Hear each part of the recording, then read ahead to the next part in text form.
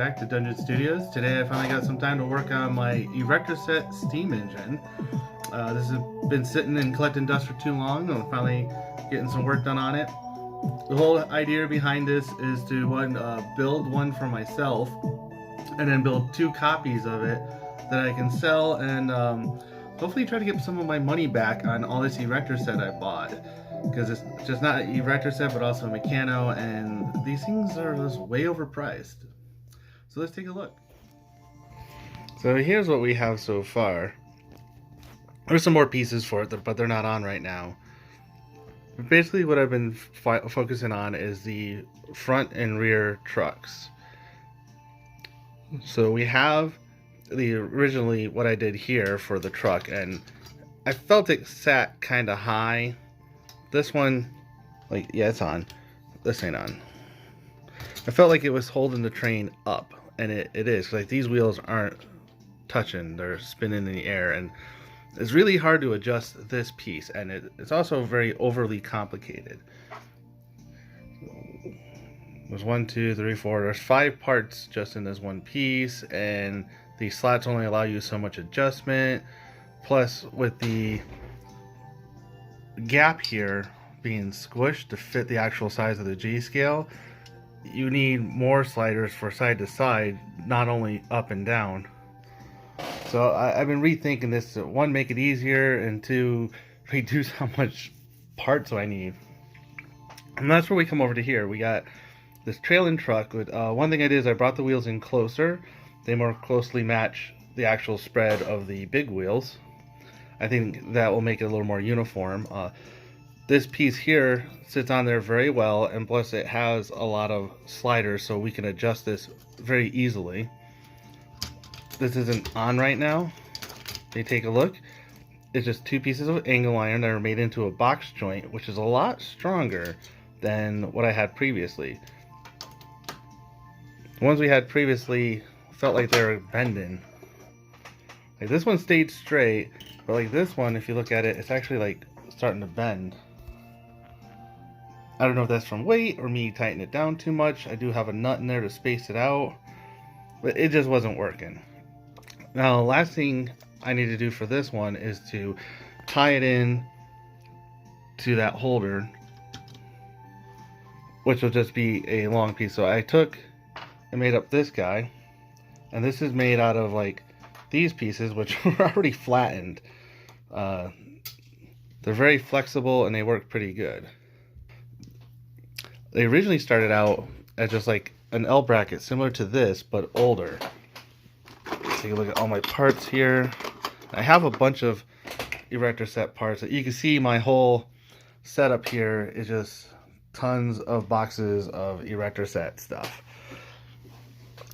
So these ones, here's another one. Whoever owned it before me just flattened it out. Stay focused. But this is how they originally come. And it's nice because you can bend them however you want. I see that a lot with the Erector set kits, so I'm going to call that okay. So this piece will be mounted on right up to there. And then that long screw will go up through that piece and attach just like how this one is. I think that will work good. And I got a few holes there where I can bring it in and out to try to help adjust with the curve, the turning radius that this train will have, which will be almost none. This is a very large train, and it's not going to go around any small turns anytime soon. So that's what I've been working on with that. I did clean up some of the frame pieces. I had these ones upside down with some other parts on there. I'm like, I don't know why I did that. I just went through and made it to look just like the front, which is pretty simple. There's a plate here that holds pieces together and a plate there that holds them together, and then that can slide in and out. I think they're just on center, but these slots allow me to put these pieces wherever I need them and allow me to squeeze them together so that they fit on the track. And if you notice, the other thing I did is I moved my connecting rods so that they are 90 degrees out of phase, not 180 degrees out of phase. I had them wrong when I first put it together, and let me tell you, I've taken this drivetrain apart and put it back together like a million times. It's so crazy. And like a lot of stuff I need to fix, like the spacers in here were too far out, so these were out, and then this connecting rod wasn't sitting flat, so I had to take it all apart and remove the spacers. And of course, I didn't realize that until after I had already moved the connecting rod points, and it's like, I should have done everything at once, but oh well, you live and learn. That's the fun part of building things from scratch.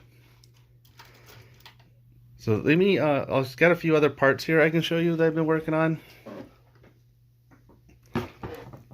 This is the actual steam cylinders, and as you can see, it's two 120 volt AC coils. And they're tied back to back, and this bar allows them to work as like one piston of a steam engine. So put power to this one, pulls it this way. Then you switch that power off, you can put power to this one, and it switches it back.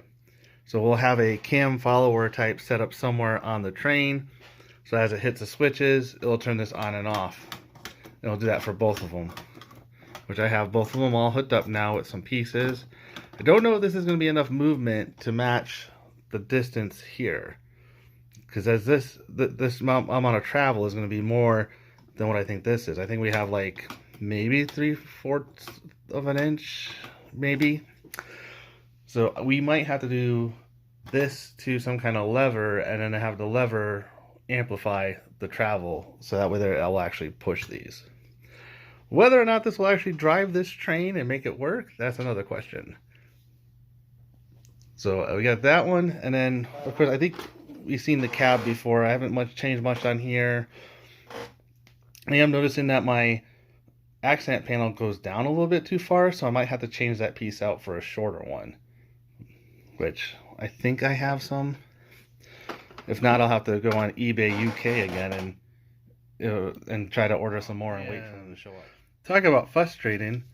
I went and took one of these pieces to take and bend it, because I wanted to customize it, and instead of bending, it just snapped. This is Meccano.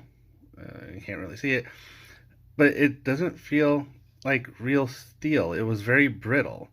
So I don't know what they're doing. Like maybe this is just powdered steel and they're just like stamping it into the metal shapes, because it does feel like metal, but it's not bendable.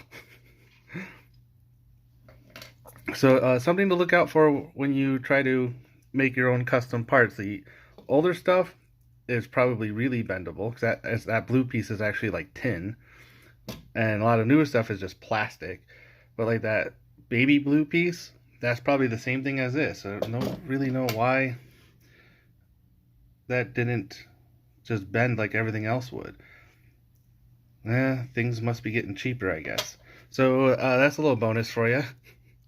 So be careful when you go to bend it. It might just snap in your hand.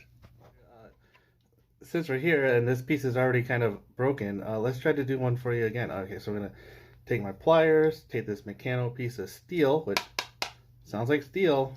I'm going to try to bend it. Ready? Let's get a good view of it. Don't hit the camera. Oh, I got like 20 degrees on that bend, and then it just broke. Where did the piece go? So, definitely something to worry about when you start getting into some of this stuff. Oh man, look at this. This thing's getting big. You can see those cylinders cover up almost all of the wheels. I could probably lift them up a little bit higher if I need to. They're currently just sitting on there. The cab is sitting forward a bit because, like I said, this part of the trim hits the support. So I'll need to change that and then put this back farther like how I want it. Should be about here. Altogether, it's coming along good. Now, I do need to make the boiler, and my original idea was the boiler would be made out of a 1 farad capacitor that you use for like the car stereos. They have the ones with the fancy LCD on top, and that's something I really want to put on there. It won't work with like those solenoids because those are 120 volt AC, but I'm also thinking I'm not going to have enough room to fit just the capacitor up there. Well, no, I will have enough room for the capacitor. It won't take up enough room. So what I can do is get the 120 volt AC inverter to put on there, and maybe some other controls will take up the rest of the space. So we'll have the capacitor as a boiler, a bunch of inverters and control circuitry to take up the rest of the space. And that is going to be one heck of a steam engine. It'll probably have to go on like a 10 or 12 foot radius turn, but still, it's really awesome.